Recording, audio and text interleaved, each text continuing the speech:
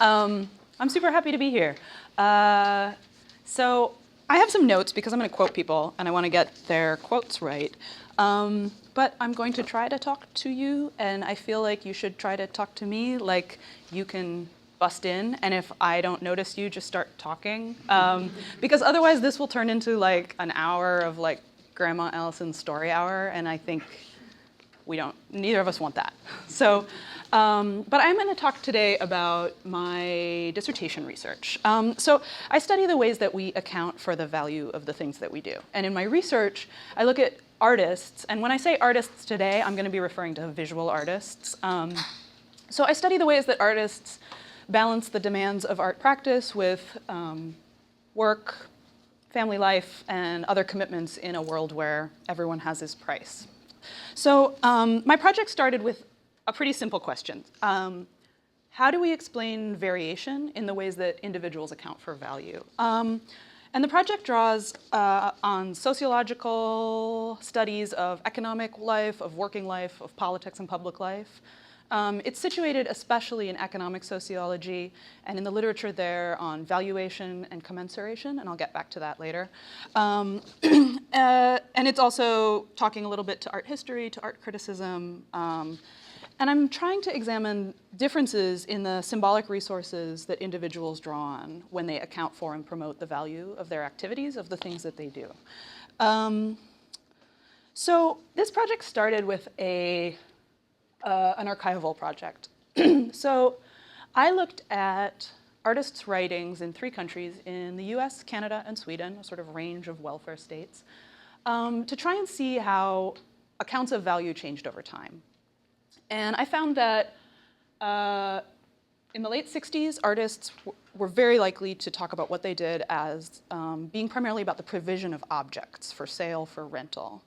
And that by the late 90s, early 2000s, artists were very comfortable using a language of service provision, that they were very comfortable talking about themselves as professionals, and that those led to really diverse outcomes in terms of how artists would like to be paid, what kinds of rights they see themselves as having and needing to defend, what kinds of subsidies they ask for from the state, from other actors.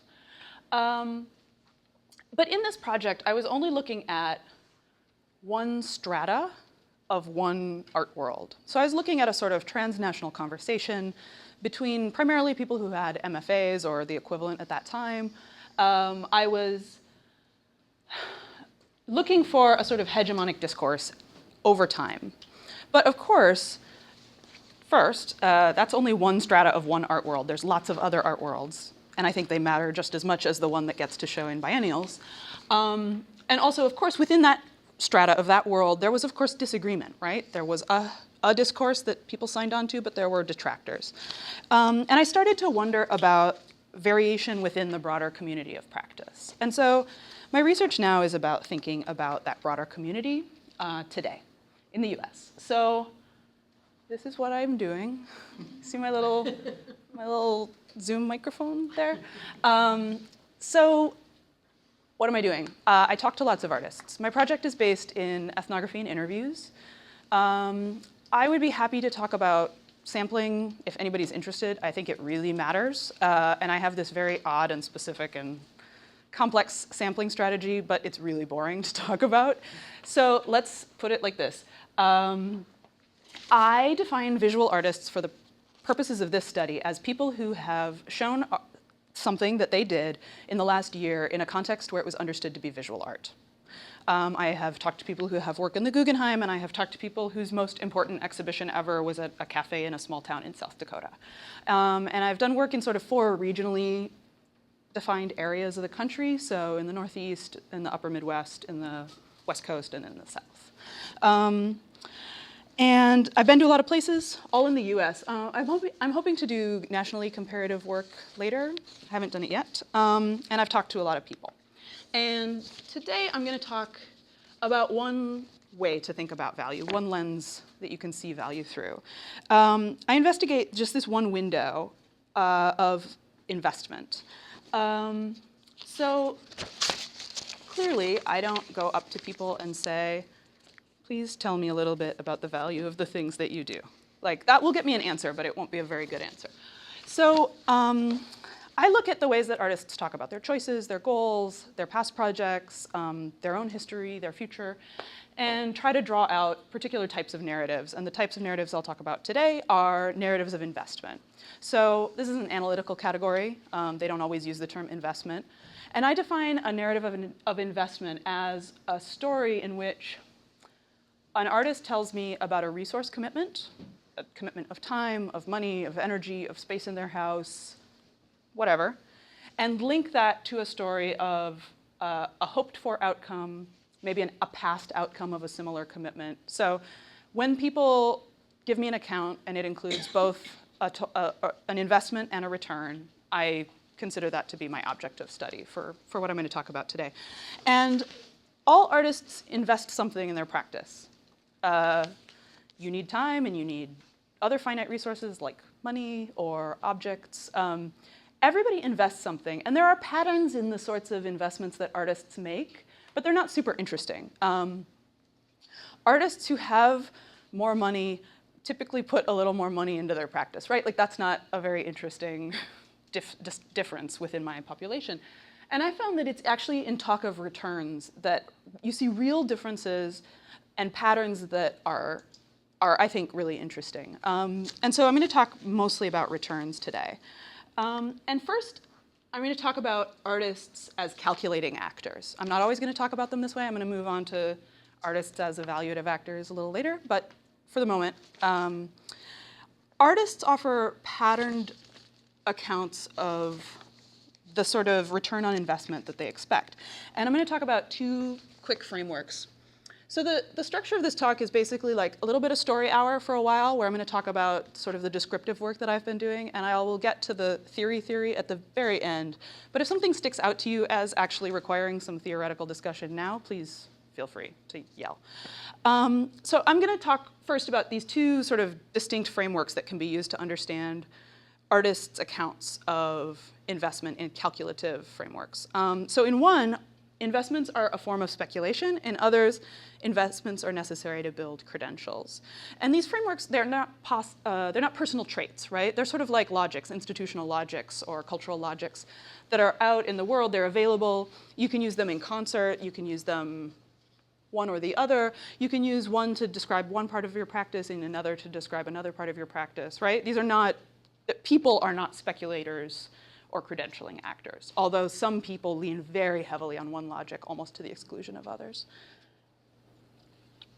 So I'm going to talk first about these two, and within each I'm going to talk about like the forms by which these logics are made visible. So speculation. Speculation is pretty straightforward. I hope this makes sense.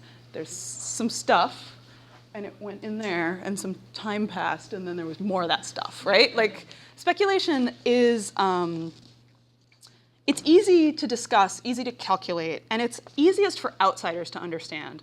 And while speculation seems like a dirty word, and of course I have made like a totally filthy drawing, artists are actually very comfortable speaking in these terms. And I think actually a piece of that is that when I talk to artists, they tell me both about what something means to them and what they think it means to the rest of the world.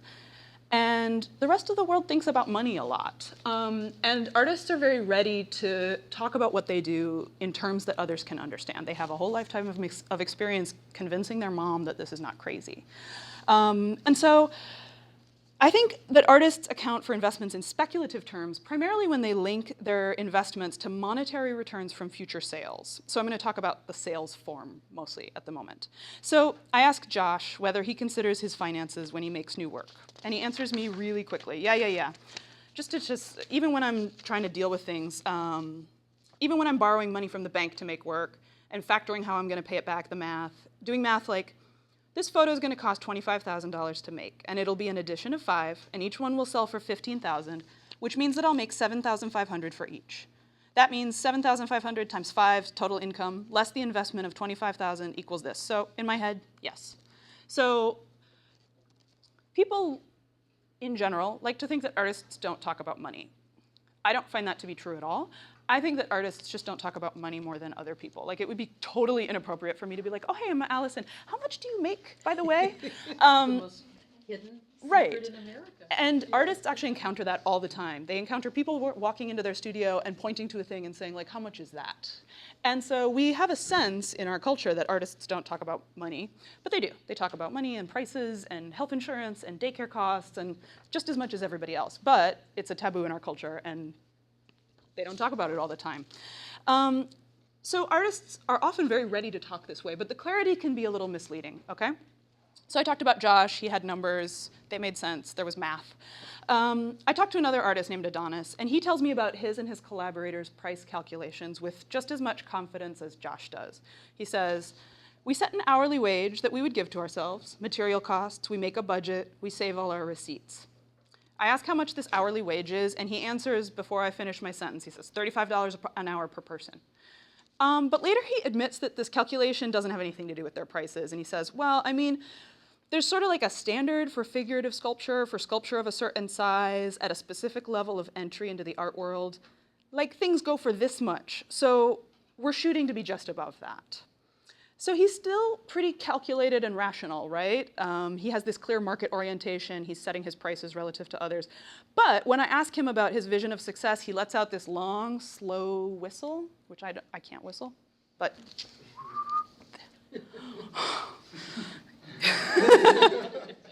so he goes like, and he goes, I mean, selling one thing. Like, he's never sold a thing. So I think it's really key to figure out whether or not you should dismiss his calculative strategy. And I don't think that we should, right? You could imagine that his speculative account is one that's just justification. It doesn't have any relationship to reality. But it doesn't tell us anything about why some artists offer speculative accounts and others never do. And it doesn't tell us anything about how artists make sense of investments to themselves. If we think back to Josh, he one time sank money into a project and he had never had the experience of a payoff, right? So I don't think that the experience of sales or income from sales causes artists to account for their investments using speculative frameworks. And I think it's really important to treat people like Adonis who use this without having sales experience as potentially doing something that has really meaningful outcomes. So we might be able to imagine what an art practice with just speculation looks like. We all have an image in our head of like the very worst money-grubbing, game-playing artist.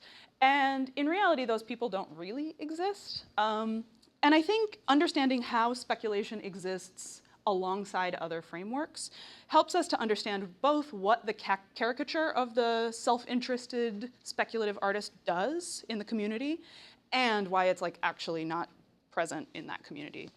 So I'm going to talk quick about credentials. This is another sort of calculative framework for thinking about the value of arts practice.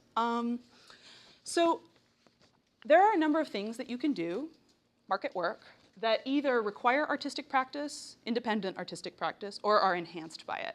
And when artists account for investment by pointing to these kinds of careers, they tell us that some of the value of artistic practice is in its credentialing function.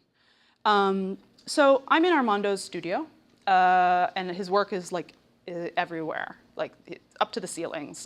Big, very thick oil paintings. And he tells me about his prices for his paintings, this formula based on their size and the time they take to produce. And he says they should really be included, but materials fell out a long time ago. The tube of paint costs $60. You can't be thinking about that. Later, I ask how he sets the hourly rate he uses. So recall, they're based on size and time they took to produce. And I ask about his hourly rate, and he like hems and haws, and then he laughs. He's like, I haven't done the time equation in a while. That's a real tough one. That's a real tough question. And I see this over and over again. I talk to people, they give me these straightforward answers. I poke their answer just a bit, and they just laugh, and they're like, no, I've never done that. So if I'm sitting in his studio and I'm looking around and he's telling me the story of speculation, it doesn't make a lot of sense. It falls apart. Later I find out exactly how much he makes from sales, and it really falls apart because he's like a middle-class guy with a family to support, and like this is clearly not working. But if I really take a step back, actually, Armando makes a living primarily as a teacher. He tutors people privately. And so his artworks have two functions in that practice. They train him to do what he does, right? You need to be able to paint to teach painting, and that's a skill you need to develop and keep up. And they function as marketing. He's got a painting on the outside of his, the door to his studio. And those are not why he does these things, right? He doesn't make a painting to market his teaching practice, but some of the value, the social value of the things that he does have to do with that teaching practice in really important ways. And I think if you take this step back and you see his whole landscape, you see that he makes a living teaching, and the occasional sale is like a pleasant bonus. Maybe some years it's a really big bonus, right? Some years he has a lot of commissions and a lot of sales, and it's a big portion of his income. But without looking out to this teaching practice, these $60 tubes of paint, which are not strictly necessary for the teaching practice, they don't make much sense.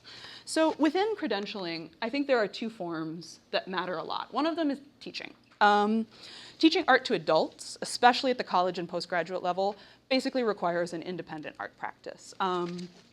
It's not through pedagogical theory and teaching portfolios that most high-level, high-status art teachers get their jobs. It's through their practice. And their practice is how they communicate their interests, their approach, their skills, and their expertise.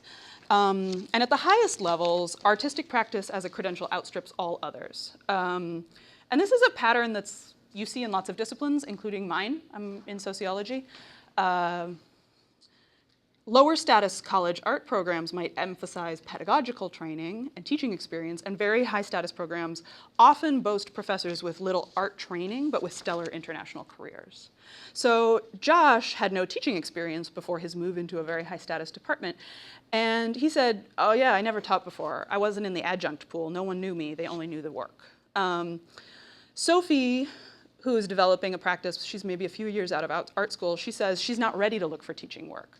I'd like to teach, but I don't. It seems really difficult to get into teaching, or difficult to break into. I feel like maybe in 5 years, but right now they're like, what's your exhibition history? And she has an amazing exhibition history, but she doesn't think she has a good enough exhibition history to start teaching. So it's clear that for teaching, especially at the university level, art practice functions as a crucial credential. And the value of art practice can be in part understood with an eye to its credentialing and accreditation functions. Artists account for their investments in these terms when they tell me they hope to one day teach, right? But it's not just teaching. Okay, as you have seen, I can't draw. This person is maybe wheat pasting up a sign. Just keep that in your head, a better drawing of it in your head. So artists point to the value of investments by talking about credentialing, both by talking about teaching, but also talking about what I'll call commercial work. So when I say commercial work, I'm getting very dry and throaty. When I say commercial work, I mean both what artists call commercial work, that's wedding photography and commercial illustration. But I also mean more esoteric forms of work where training that one gains through one's artistic practice prepares one for that market work, even if you could prepare for that market work in other ways. So artists very often work as assistants to other artists, and for this work, artistic practice is almost always the only significant credential. Another field is this normal commercial work, right, wedding photography. And artists use their skills for this esoteric commercial work that's not always obviously related to their art practice. So Carlton developed skills through his art practice, which was originally film and video based, and uses them to occupy a really strange and well-remunerated niche. He says, my jobs were doing 16mm loopers for museums. It was just something that I found out that nobody knew how to do. Not that many people could do it. So that's a really good supplement. I would go up to this Hollywood film guy's place and work for him, learning how to repair these things. I talked to Peter, who's mostly a sculptor, and he worked for an engineer. He says, I do a lot of 3D drawings on the computer, so that was kind of how I was able to work. The thing he liked about me is just my inventiveness. He was an electrical engineer, but he did, people would just hire him. He did a lot of displays, and he just liked me because I had my background is I'd pretty much done everything. So he had a job that otherwise would have gone to maybe an engineering master's student or maybe somebody with an engineering degree, but he could do it because he'd done all this 3D modeling already. He had the sense of all the skills that you needed to do the job, even though an engineer could have also done the job. So, okay, so think, you guys are so quiet. So think back to Armando in his studio, right? So we have a world now where Armando's practice makes sense, makes like economic sense, rational sense. You know, he's got this practice going, he's got this teaching practice going, maybe he's got a little consulting work. He's got a world that makes sense, but what we still don't know is why he told me he had a formula that he doesn't have, why he was so ready to like evince this speculative calculation that came apart, like he didn't even try to hold it together. He giggled. He's like, no, I never do that. And I ended up finding that artists whose artworks function as and are accounted for as credentials very often offer really straightforward speculative accounts that on interrogation like make almost no sense. And while I think in the population at large, we treat speculation as taboo in the arts, I find that many artists, both those that make a living selling art and artists who never sold anything and never plan to, they see speculation as legitimate. They see sales as a legitimate, reasonable way to make a living in the arts. Whereas, I mean, they have very idiosyncratic criteria, but still, it's legit. But artists are ready to evince speculative calculations even when they're unwarranted. And I think that that calculability sort of functions as a cover for other forms of rationality.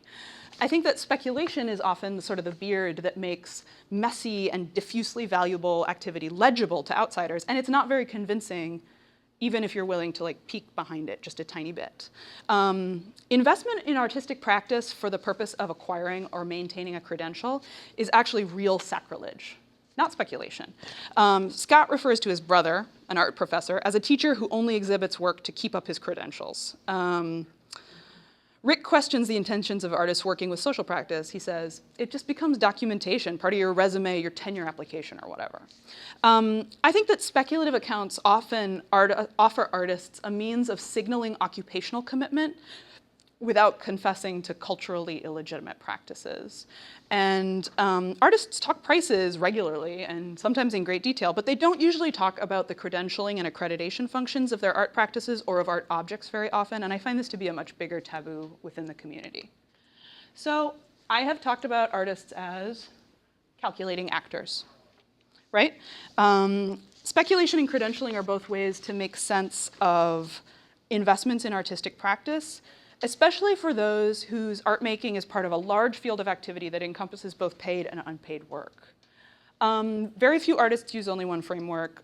Different practices are accounted for in different ways. And artists can move both synchronically and temporally between frameworks.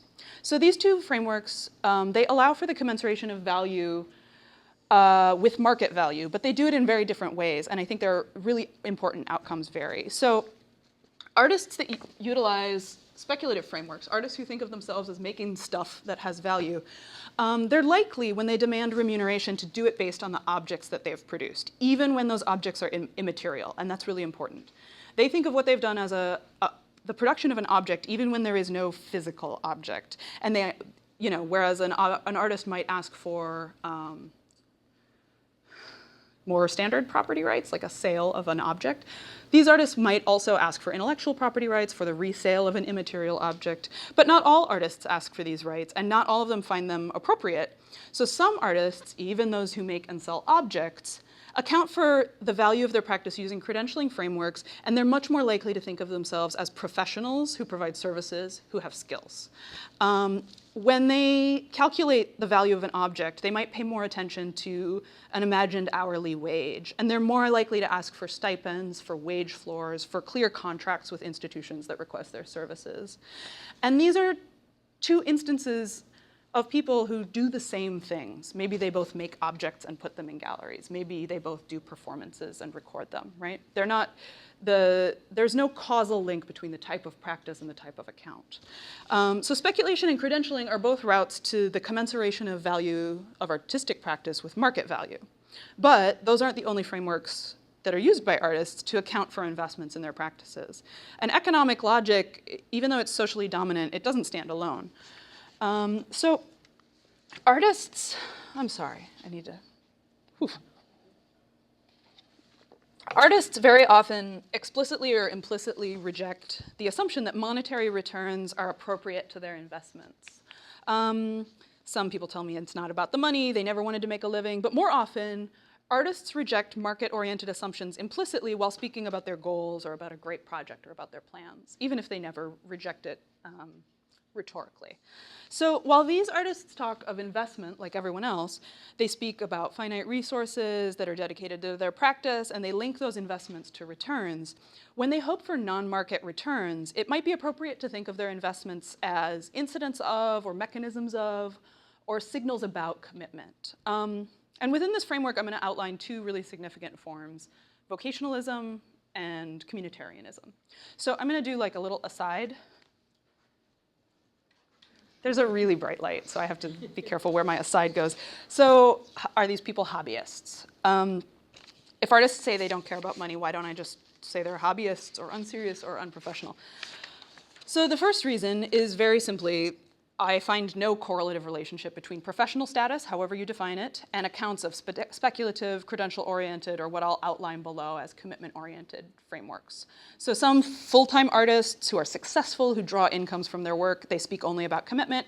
Others who've never sold a single work use really detailed speculative accounts. And secondarily, for the purposes of this project, I'm going to bracket the question of thinking about artists as serious or real or professional. I can talk about that later if you're interested, but I'm putting it to the side. So artists who talk about investment in ways that are less than economically straightforward are very likely to emphasize really diverse benefits of artistic practice, regardless of their economic success in the arts. So some of these people that I'm about to talk about, they make their living doing art, or they draw very high incomes. Some of them have never sold anything. I want to really disaggregate practice from talk in this part of the talk, in this part of the presentation. So I'm going to talk about these two different forms. Some artists find really high returns in the autonomy and integrity and tolerance for specificity that an artistic practice can allow. They acknowledge the hard work of art making, but they consider that work fundamentally rewarding. These are people who find the idea of working for the weekend as really laughable. And they account for investments by pointing to the high value of meaningful work. So I'm going to call this vocationalism. Artists often offer horror stories of the indignities of like what they think of as regular market work. And I came to sort of view these stories as like little totems of all that they find that artistic work allows. Because a lot of artists would tell me these stories, and generally speaking, in our interviews, you know, we talk the way we talk, and there's a lot of and there's you know, sometimes you have to feel out the story as you tell it. And when artists told me these stories, it was usually clear that they had told this story before. Like, the timing was good, and they were funny, and it became clear that these stories meant something to these people, and they had told them before. So Carey, one of the first artists I interviewed, emphasized his short-lived career as a barista when he told me his employment history. He said, I was at Starbucks for a day before I was like, I can't do this. I can't do this. And it was right in the middle of training. They were making us taste coffee, and they were trying to get us to talk about coffee in the proper way and everything. They asked me to taste a cup of coffee, and I tasted it, and I was like, oh my God, this tastes like dirt. And the lady's like, no, don't tell the customers their coffee tastes like dirt. I'm like, no, it tastes like dirt. I'm sorry, it tastes like dirt. She goes, no. You say it's earthy. It tastes earthy. Like, okay, fine. You call it that if you want to, but I'm going to call it dirt. And so I just left at lunch. I was like, I'm not going to do this. This is ridiculous. So in just this like one little narrative, which he had told before, you see a lot of themes that recur in my discussions with artists. Market work often disallows the integrity and autonomy that artistic practice encourages. Market work is incompatible with artists' self-identity. And market work, because it's beholden to forces that are alien to the artist and their surroundings, it disallows the specificity and depth and accomplishment that's possible in artistic practice. So Margot tells me, I love working. And having been someone, I've had jobs where the work I was doing was not core to my creative or intellectual process, and where the authority was so far out removed outside of me that it was alienating. I've been alienated at work. And to have work that's not alienating, it's a real privilege. Peter tells me, people in other disciplines, I don't think they realize that you still work hard. There's a lot of respect for that in the art community, for hard work. I think there's less so for talent. You admire talent, but you don't get as much respect, I think, as you do for hard work. To be a serious artist means you don't have any more spare time. So artists don't generally shy away from labor, from hard work, but they're often very unsatisfied by work without autonomy and integrity. Sometimes it's just a mismatch between an artist's sense of self and their occupation that can drive dissatisfaction with market work.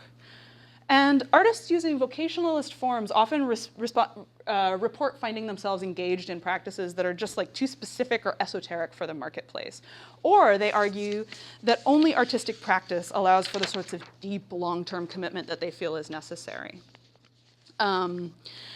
Peter, who'd originally planned to become an academic physicist, he contrasts his practice directly to the kind of life he might have had. He starts by talking about how hard it is to sell anyone on a project before it's completed. It's always like, whatever makes sense to me, it doesn't make sense to other people. I talked to somebody in the physics department and I said, oh, I wish I had gone the physics route because then I'd be so much better at my projects. And he said, yeah, but you wouldn't make them because you would know they wouldn't work. And he said, the only reason they work is because you actually do them, right? He said, if you knew they wouldn't work ahead of time, then you would never do anything. And he talked about this show that he had just completed, that until he had installed the show in the gallery, this project that he'd worked with for 3 years, he didn't know if it would work. It had never been installed, it was too big to install in his house, and he didn't know if it would fit together. And he says, you know, something that was that big an engineering feat, I'm the only one that did it. And it felt really good.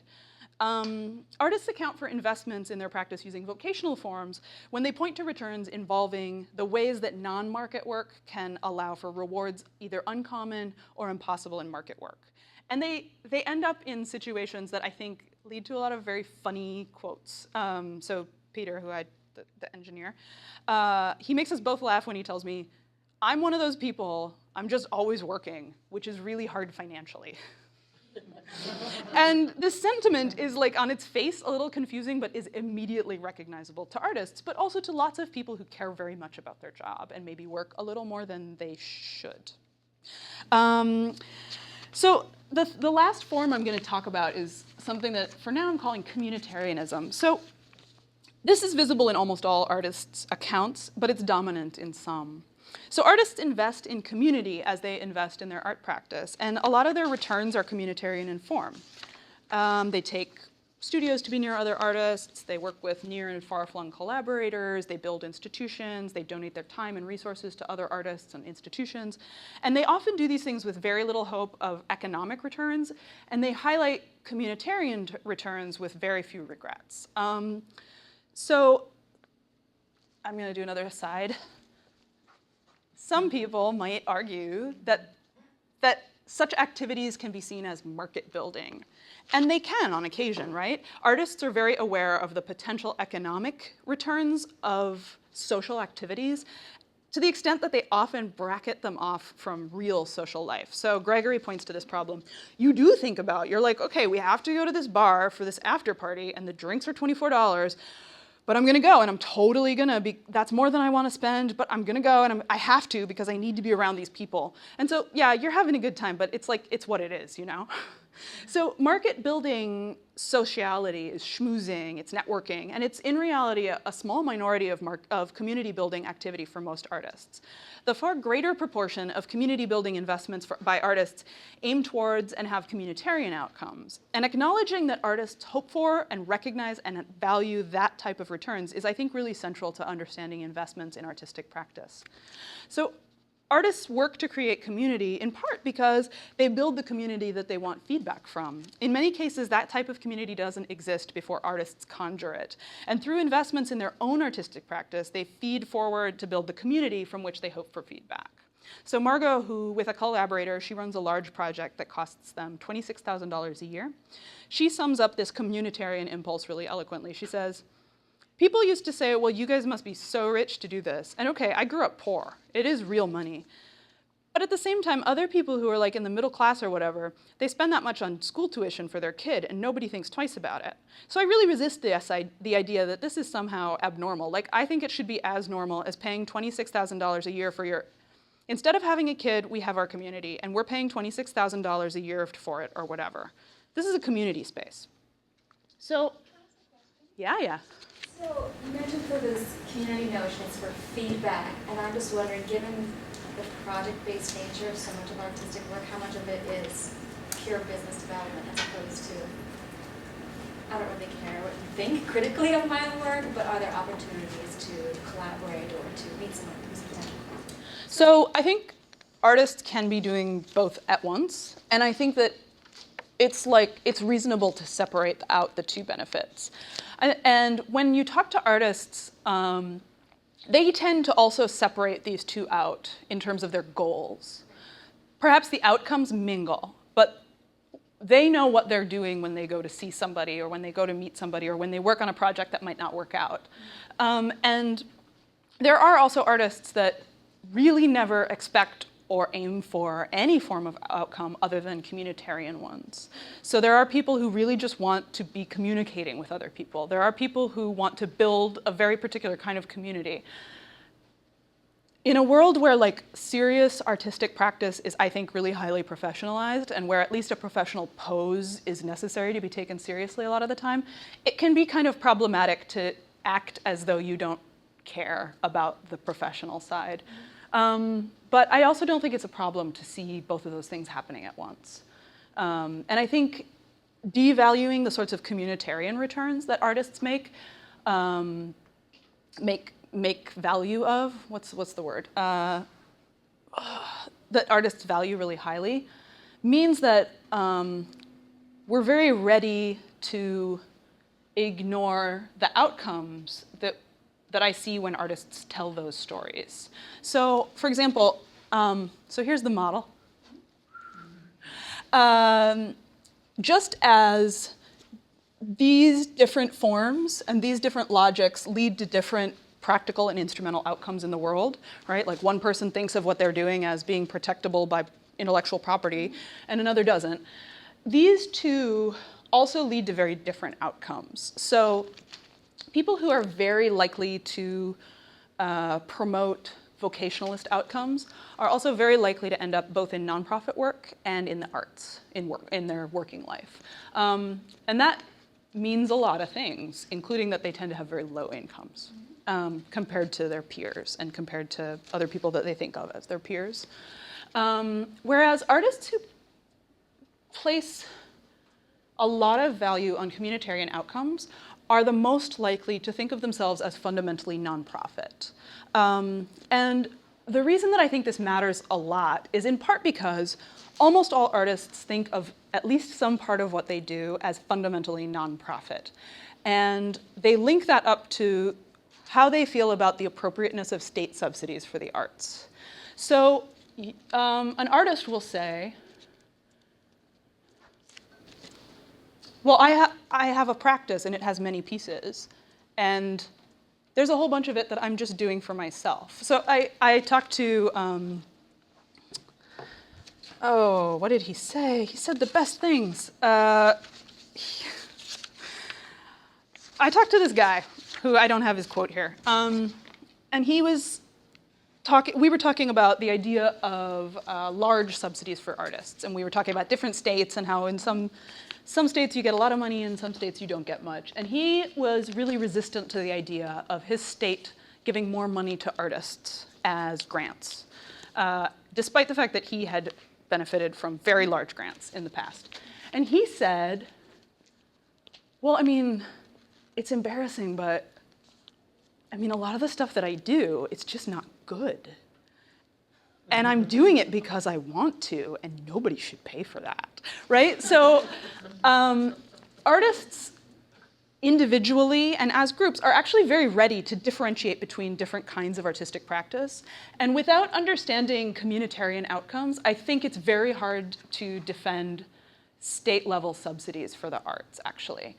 If you don't think about communitarian outcomes, then your defense becomes one of community development or economic development, all of which works for economists, but actually artists tend to find that either problematic or somewhere between problematic and like politically repugnant, right? Artists don't actually want to be involved in gentrification for the most part, things like that. But if you start to think of what artists do as having some communitarian outcomes, as having community buildings outcomes, as developing a more literate public, as developing a more critical public, then the ways that artists think about their work as fundamentally nonprofit makes a lot more sense. Does that make sense? Okay, say something again when it stops making sense. So in this model you see, there are a few logics that you can use to think about artistic practice as having value that's easily commensurable with market value, easily commensurable with monetary value, and forms that are not. And the I talked a little bit about the subsidies issue and about artists moving towards nonprofit work and work in the arts. So artists, I think when they use these sorts of logics to account for the value of the things that they do, they remind us through their use of these like variable frameworks that there are a lot of different forms of social value, that they're not all entirely commensurable with one another, and that it's plausible for value to lie not in the market, but elsewhere. So I have drawn this little sketch about the patterns that I found. This is like the descriptive chunk of the project. And I'm going to talk very quickly about where this is all going. And then you really need to just say some stuff. You need to ask some questions or something. So theoretically, this project is about exploring the push-pull of commensuration and incommensurability, price and pricelessness, in public life. And I'm hoping to discuss how practices and objects can be made incommensurable. So I consider incommensurability, does everybody those are terrible words. Does everybody know what they mean? Okay, so commensuration is doing this. Right? Does that make sense? So if I make the value of my jacket commensurate with market value, I get one price. But if I, God, there is a formal definition, which I know, but it's not in my head right now. But the value of this jacket to me might not be the market value, right? There are other forms of value. And a lot of what, say, development economists do is try to commensurate values around a common metric, right? The like measuring rod of money. And economists, and more recently economic sociologists, have spent a lot of time thinking about commensuration and processes of commensuration. So I think of Mariam Fourcade's work on valuing nature and how that happens differently in different national contexts. And the processes are different, and the dollar amounts you end at are very different because the processes are so different. And so I really love all that work. And where I situate this project is I think that that work has largely, first of all, treated commensuration as a very, very interesting problem to be solved, which it is, but it's not as surprising as I think they make it out to be. And I think they have largely ignored the opposite of commensuration. So all of that work has treated commensuration's opposite as a lack or as a null hypothesis. So there's commensuration and there's just incommensuration. And I think that that's not appropriate. And I would argue that a lack of commensuration, yes, is incommensuration, but that there could be a parallel process, that something like decommensuration could also be taking place. And in this study, I presume, as most development economists do, that everything can be made commensurate with market value. We can put a price on the life of a child or on love or whatever. But unlike them, and unlike, in particular, economic sociologists, I argue that we all know it. We all know that everyone has his price, for example. And so this study builds on those studies in economic sociology that are concerned with issues of valuation in social life and processes of commensuration. So I am developing this concept called this is terrible words. I'm looking for better words, guys. I can't even say them all because my mouth gets all mushy. But I'm trying to develop this idea of decommensuration, which I'm defining as the discursive or practical removal of an object or activity from market relations. And that's likely to be a process that's temporary sometimes, semi-permanent other times. Sometimes it's unchallenged, sometimes it's really contentious, sometimes an individual undertakes it, sometimes it's like a whole subculture. But the study aims to describe and investigate decommensuration in the field of artistic practice and to trace its relationships with commensurations. So just as commensuration involves multiple strategies and multiple routes and multiple processes, right? The nature, there's like 2 different countries and they value nature very differently. I find artists actively engaging in multiple and divergent processes of decommensuration. And I think that such decommensurations are not straightforward. Artists actually sometimes commit significant effort to removing their practices and products from market relations and keeping them at a remove. And given the economism of everyday life, this isn't surprising. It's not surprising that removing a piece of your life, especially something that you commit to in a serious way, from market relationships would require some active justification. The notion of decommensuration as a process actually assumes that actors are aware of and acknowledge the cultural and social centrality of economic logics, that they understand how important the economic lens is in solving problems of finite resources, because that's what this whole project is about, right? Every artistic practice involves resources that at the individual level are finite, right? Time and energy and money.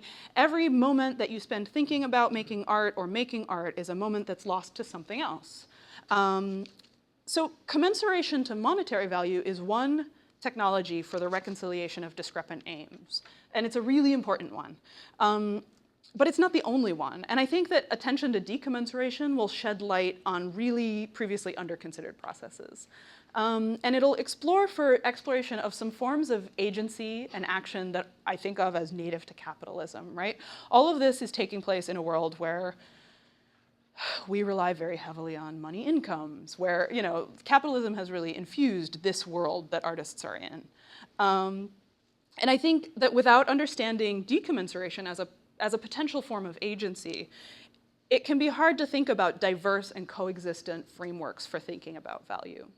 So we see evidence of both incommensuration and decommensuration in daily life. We see it in the persistence of social norms that insist on pricelessness, but we also see it in like this huge realm of like observable instances of what we think of as irrational economic behavior. But I think if we consider decommensuration as carefully as we've considered commensuration, the benefits are likely to include a better understanding of the economic, a better understanding of the ways that the economic butts up against and influences and interacts us and blinds us to other ways of thinking, other logics in everyday life. And I think that to fully understand how people account for the value of the things that they do, how they make decisions about their future, how they make sense of the way that their life is going, you need to understand and consider simultaneously forms of value that are commensurate with monetary value and forms of value that are not. So really, talk. That's what I have to say. And just talk. Well, I don't know if anybody knows. So my understanding of the narratives that the artists tell themselves is that it's kind of uncorrelated with their market success. Mostly. So is there something that distinguishes like the person at the Guggenheim from the person in South Dakota? Well, there's a lot, like success. Okay. But so that is actually the part of my project that I'm doing right now. I'm sort of recoding all the data with these all these pieces and with some demographic, I'll say demographic, they're not really demographics, but some categories that I think are going to matter. So the one that I find to be super central is something that I would call occupational commitment. And within that, there are 2 pieces. Occupational commitment consists both of the idea that art can, is, should be a professional identity, and the idea that art is, can, should be income generating. And when I say income generating, I'm not being specific enough. I mean that your livelihood can or should come from the arts, because a lot of people have artistic practices that a lot of money moves through, but from which they take nothing to pay their bills, right? So that's a self-sustaining practice, but it's not necessarily giving you a livelihood. And I think that, so jobs and dollars, right? Like a job is like an identity and a dollar is money. A dollar is income. And I think that the arts are really special in that jobs and dollars can be entirely disaggregated, and that's not true in all fields. But in visual arts and in the arts more generally, professional status has nothing to do with income. It can be normative. There are normative positions that say that it is or isn't, but that's just not how it works in the world. You can be a professional artist without drawing an income from your art, and lots of people are, and no one questions that. And so I think that actually the arts give you this really special and unique way to think about occupational commitment and what it means. Because for most occupations, doing something as your professional identity also means that that's where your income comes from. And I find, so far, I'm still doing this, I think that the closest thing to a set of causal pathways comes from occupational commitment. Not really, there's also something within that, there's like a mediating influence of having an MFA, I think. Although, there's also a distinction between having an MFA from like a really high status school and having an MFA from a less high status school. Some of those people are being trained to be professors, and some of those people are being trained to be gallery artists. So those are the variables that are turning out to matter, but I'm not quite ready to put arrows on these, right? Like, this isn't a causal story yet. I'm hoping to get there in the next couple of months, but I still have to recode all that data, and it's just a lot. Getting back to the speculation, it sounded like these artists, the two examples you mentioned, they're very aware of the supply side, and they're cognizant of their costs, of the labor involved, of the supply costs, material costs. Right. And it sounded like one of them had sort of a bigger notion of the demand side. Right, one of them was very clear and the other was not. Okay, so I'm wondering like how much, I guess to how much does the demand inform what they produce? And like, you know, do artists know like what's in vogue, like what the tastes are, and do they sort of cater their production to that? And I guess related to like, is technology, like, are there tools that artists can use to sort of finally like gauge Right. demand? So, okay, the quick and true answer is some do and some don't, right? And actually, occupational commitment, again, turns out to be this like switch that goes on and off. In that, if you decide that it is appropriate for you to draw an income from your artistic practice, you're locked into a set of practices. There's only so many ways to draw an income from artistic practice. Even if you broaden that out to include teaching work or to include commercial work, there's still a limited number of ways. And I find that artists who are occupationally committed, both identity-wise and income-wise, are much more likely to think about the demand side and to be very aware of it, to be right about it, right?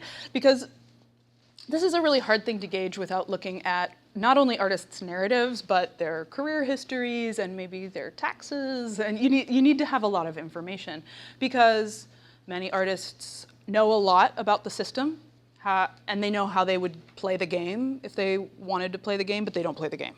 Or, you know, there's a lot going on in narratives that doesn't tell you much about outcomes or about instrumental outcomes. I find a couple of sort of path-dependent sort of things that happen. Artists who get a gallerist are more likely to stay with a gallery and more likely to make things to sell, but not entirely. Artists leave galleries all the time.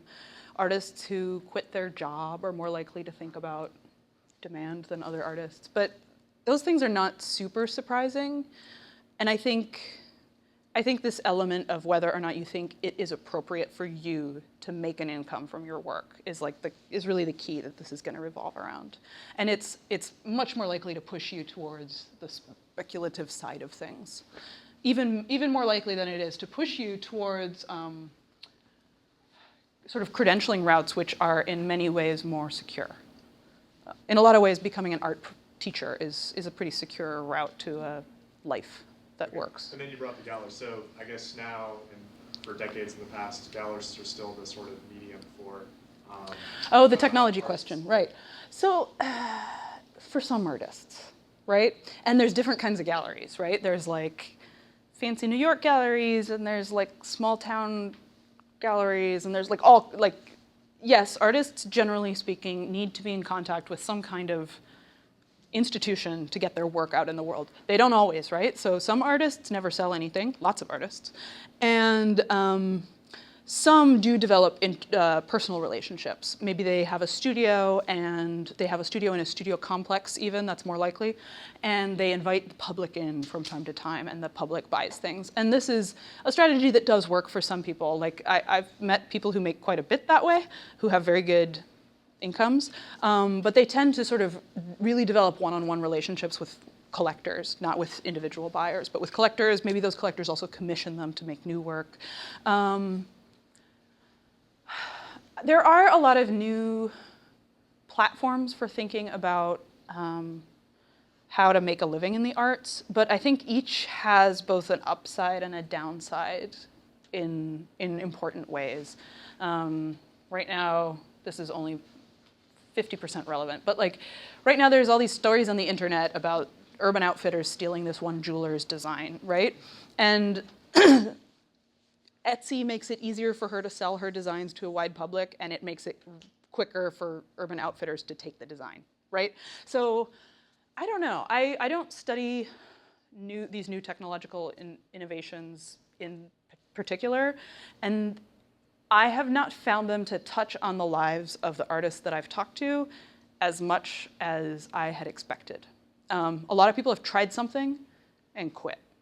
So, or they do something for a piece of their practice. I talked to a sculptor who has an Etsy shop for posters that she illustrates and screen prints and sells.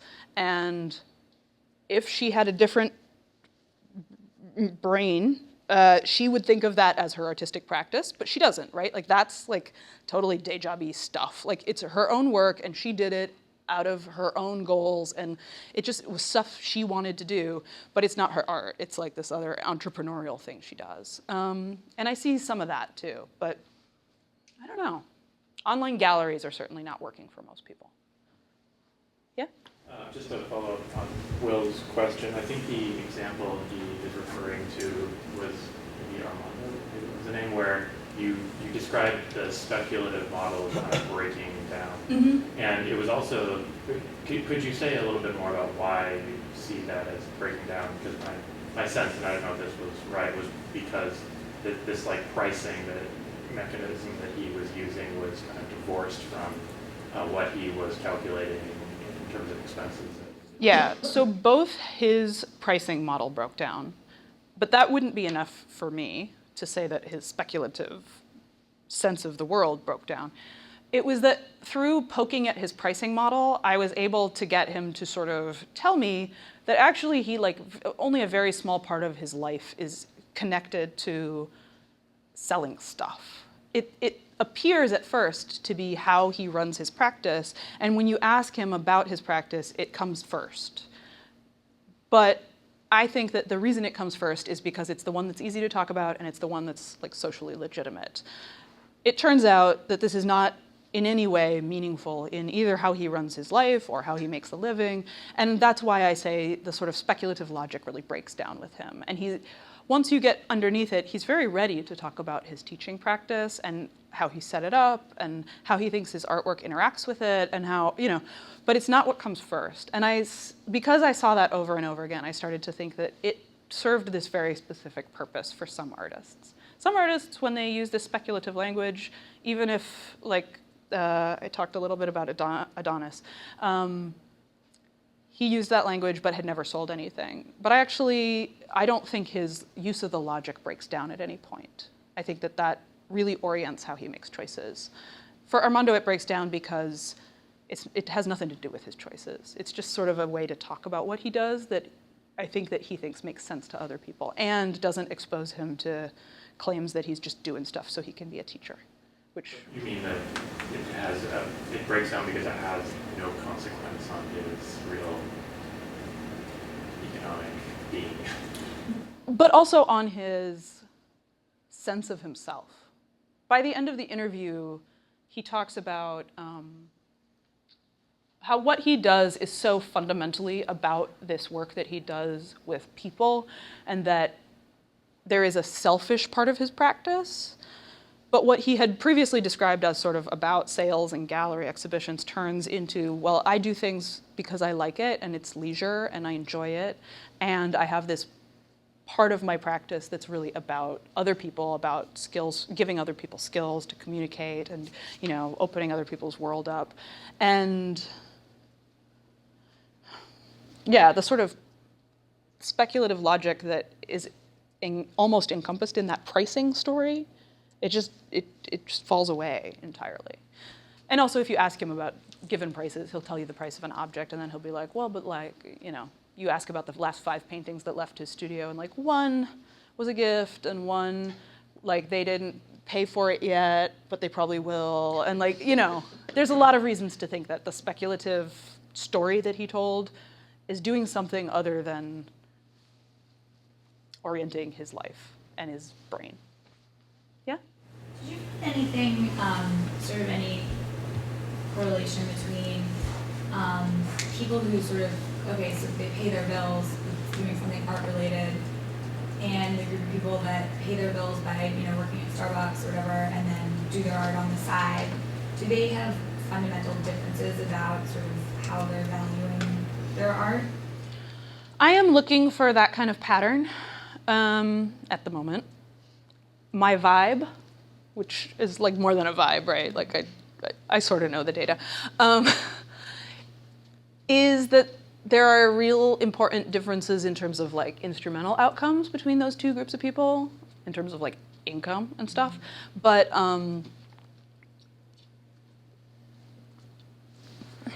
both of those groups of people are making a living from something other than their art practice, at least in their telling. And so they sort of revert back to being able to access all of these. And I haven't seen patterns yet between those two groups. It might be there, and I just haven't found it yet.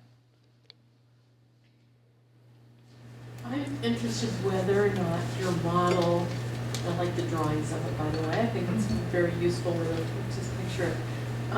Whether the model works for other fields outside the arts. So for example, the third path of the vocation and communitarianism, I'm thinking, what about community organizers? They're not going into it for the money. They might be able to teach in the long run, or, I'm stretching my imagination here to find occupations, but there's a lot of them, actually. Yeah. So I think that different than those other groups? I think they are different in the specifics and not in the broad differences. So I think that these pathways may be specific to the arts, these specific forms in particular, the idea that you're doing this thing and it trains you for another job, right? Maybe that's specific to the arts, or maybe the arts plus some other occupations, maybe not all. But the theoretical project, I am not going to be happy if it's about visual artists or about artists generally. My assumption is that this is worth doing because artists are a lens through which we can see a lot of really important processes that are much harder to see, for example, if you're looking at people where jobs and dollars don't disaggregate. So I think that when I think about the circles of groups of people that I want to be able to talk about, it's artists first, and all the arts. But then another ring out is the world of activity where you can do a thing and do it well, do it legitimately in the world, do it in a serious way, and that can be your job or not, it can make you money or not. And there's a lot of things like that. So political work is an obvious one. Party politics in the US works this way. Religious work works this way. Care of young children works this way. There are lots of fields where the extent to which something being your job or not, and the extent to which it making you money or not is, I've talked so much I don't know the word. Yes, where there's a lot of movement in that arena. And this larger theoretical project about decommensuration is, I hope, going to actually give you a lot of insight into those other occupational fields, those other practices as well. But of course, I have to, I also want it to be true about the people I'm actually talking about, so I'm starting there. Yeah. You started with the image of the artist with the hammer and then the artist as a professional. Mm-hmm. And I'm wondering what you thought, what you might think was a cause for the focus on professional. Mm-hmm. What allowed for that? So, in that project, I don't have the data to tell a causal story, but relying on sort of secondary sources, I think that there are a couple things at play, and one of them is the sort of post-war explosion of arts education that does in many ways lead to a professionalization in the art field.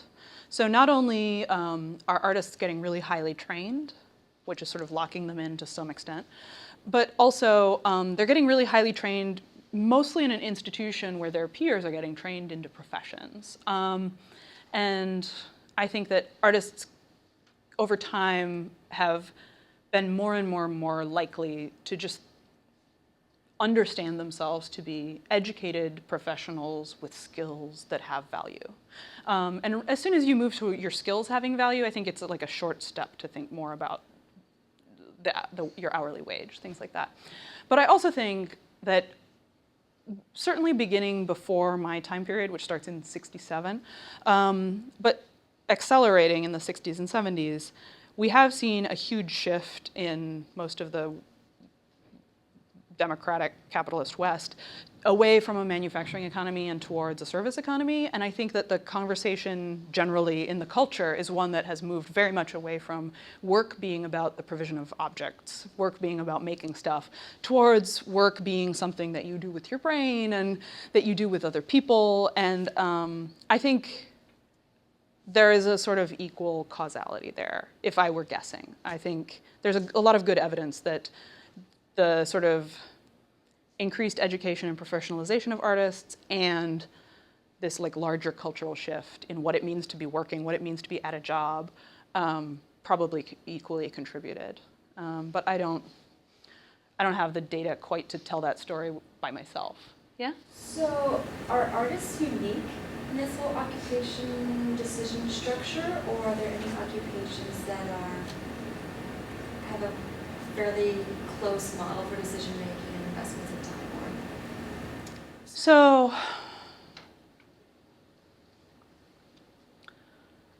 the ones that I mentioned, like political work, I think that's an easy one to extrapolate out to. So I'm going to try and do it with taking care of young children instead, because you already sort of did it with the. I think that this particular model is true for artists, and there are going to be pieces of it that are true for other occupations as well. But this model is going to be true for all these people that I'm talking about, that include a world where, some people think of the care of young children as the most crucial and important thing that anybody could ever do and totally priceless, only appropriately done by the mother or something. Other people think of it as something that should absolutely be outsourced and should be outsourced to people who basically make no money and have no skills. And other people still think that it should be outsourced, but to like the best people in the world, right? Like these are three very different ways of thinking about the value of this activity of caring for young children. And they have really distinct, meaningful outcomes, right? Like the whole world of early childhood ed policy focuses on these differences, but it doesn't, I think, do enough work to think about how individuals in the sort of micro world think about the value of this thing think about the value of the other things in their lives, and make decisions. We like to think of it as these sort of straightforward economic decisions, and without sort of pulling in the non-economic attributes, I think you sort of get a skewed picture. So let's go back to the model for care of young children. We'll see if we can do it.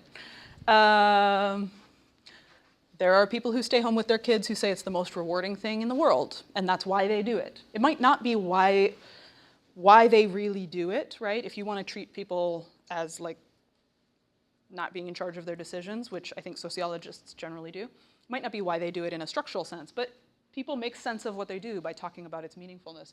People also talk about what they do in terms of community building, right? Like both in terms of creating future citizens, but also in terms of like being in the kind of community that they want, having the kind of day that they want with other people, being able to help build institutions that support the kind of life that they want. There's not a lot of credentialing stuff going on in that, although if you speak with stay-at-home parents, they do eventually sometimes,